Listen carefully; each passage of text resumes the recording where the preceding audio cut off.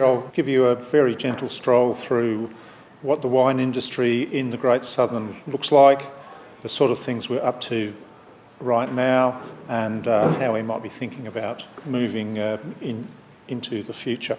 The Great Southern wine region, we're a recognised Wine Australia acknowledged geographical indicated region, and in that we've got 5 sub-regions that are all geographically indicated as well. If I go clockwise from Albany, I also go alphabetically through Albany, Denmark, Franklin River, Mount Barker and Porongara. Our largest production is the red grape Shiraz. Our smallest of the top 4, should I say, production is Riesling, which is only 8.5% of our total crush in general. It's interesting that we are renowned in wine industry terms as producers of Riesling and Shiraz. Riesling is actually our lead in production.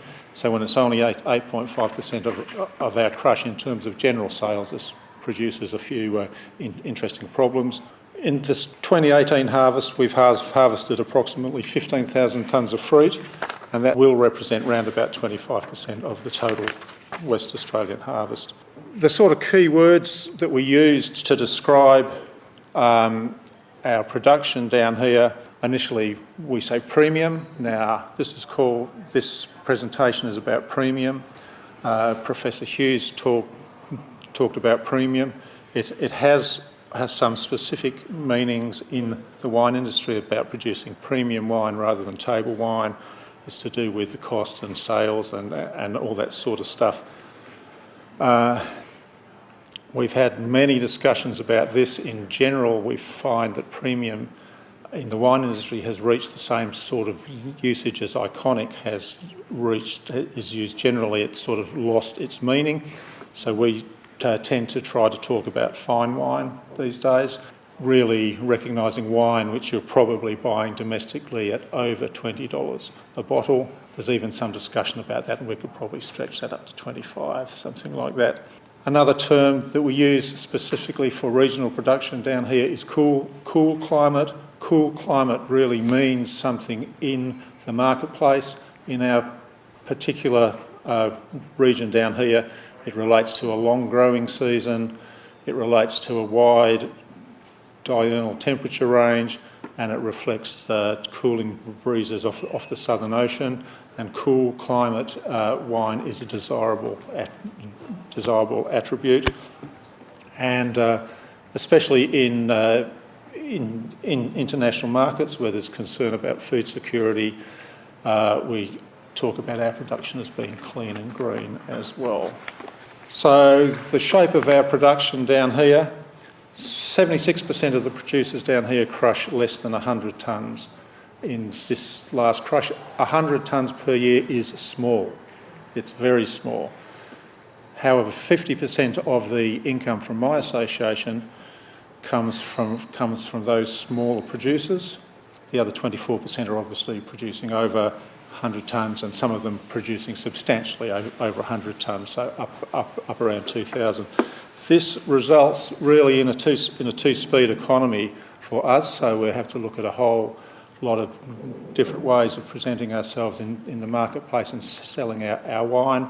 So there's going to be varying interests depending on your sort of production size. Not mutually exclusive, but whether you're interested in export or whether you're interested in domestic marketing, whether you're interested in trying to sell into the eastern states, or whether you're more interested in local or cellar door activities. In terms of export, so we maintain with some fluctuation what is regarded as a traditional export markets, the UK and the US, and to some extent to Japan. But essentially these days in wine export marketing, all roads lead to China. There's just a massive boom in China, and signifying other booms in Southeast Asia and in India as well, which are all really predicated on a burgeoning middle class, more money, people wanting to take on more Western values. I don't know how well you can see this, but the crucial figures on this diagram are in terms of total wine, a comparison between our figures from March 2017 and March 2018. The volume into China increased over that year by 46%. The value increased by 83%. And the average value per litre increased by 25%. So it went up from $10.52 per litre to $13.18 per litre. So we are performing well in the Chinese export market. Here's an export success story from Rockcliffe. Steve Hall from Rockcliffe, he's been regularly attending wine shows and events in Singapore, Malaysia and China since 2015. So he's been going himself as a director of a wine producing company. A quote from Steve is, "It has taken time to build relationships with China, but once they were established, it's been extremely worthwhile." Steve's developed a Peaceful Bay label that's been developed exclusively for the Chinese market and was launched at the China Food and Drink Fair in Chengdu this year. Rockcliffe sales to China grew from zero to over $250,000 in 2 years.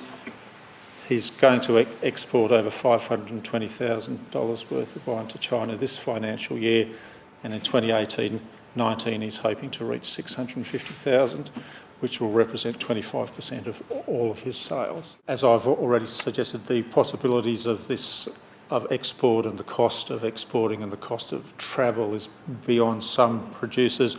So we're really, the other end of the spectrum is we're talking about visitor experiences. So we're talking about people coming to Cellar doors, and at the moment we're getting some support through the $50 million export and regional wine support package funding, which is coming from Wine Australia, and we're sort of in this in association with Wines of Western Australia. And the idea is to support regional wine tourism by providing funding for initiatives that will attract international tourists into the region. And another thing which has been happening down here recently is the development of wine and food trails, which has been occurring in association with Tourism WA.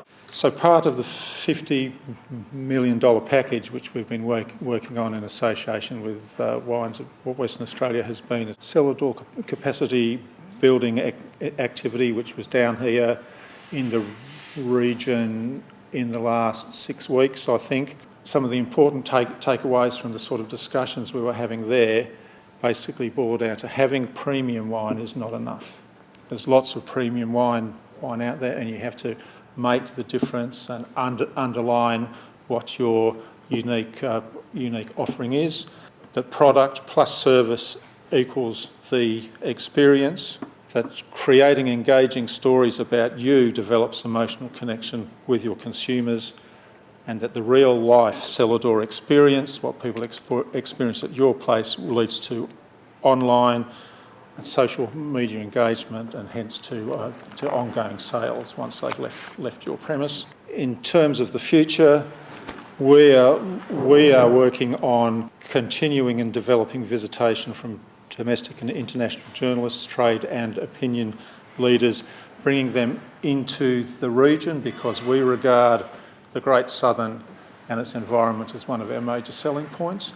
We're investing in developing promotional media of a high quality, which is aimed at domestic and international markets.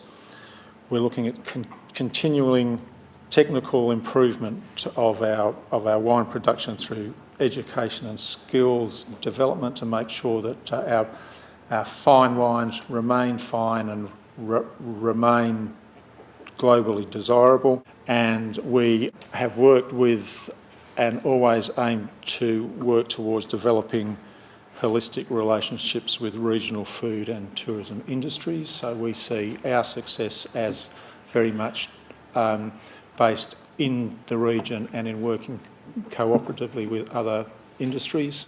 And to lead on from the holistic environment which we envisage and would like to work in.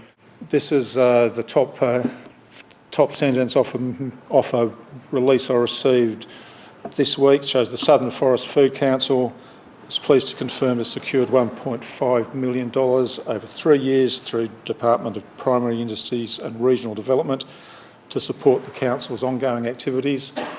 We would love to be in a position working holistically with industries and groups in this region where we were in a position to be able to effectively apply for and gain that sort of support.